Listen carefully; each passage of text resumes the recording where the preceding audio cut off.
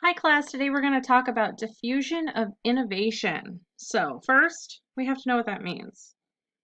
Innovation is a product perceived as new by a potential adopter. So really innovation means how new something is. And diffusion, if you take in chemistry, you know that diffusion is something that spreads, it's how it spreads. So the process by which the adoption of an innovation spreads. There are 5 categories: innovators, early adopters, early majority, late majority, and laggards. So we're going to go on here and check out a short little video I have for this.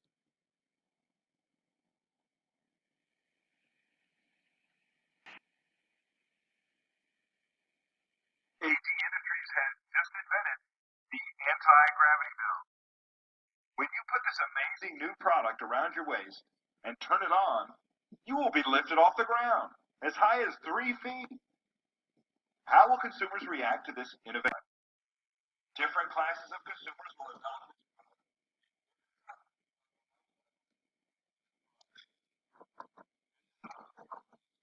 this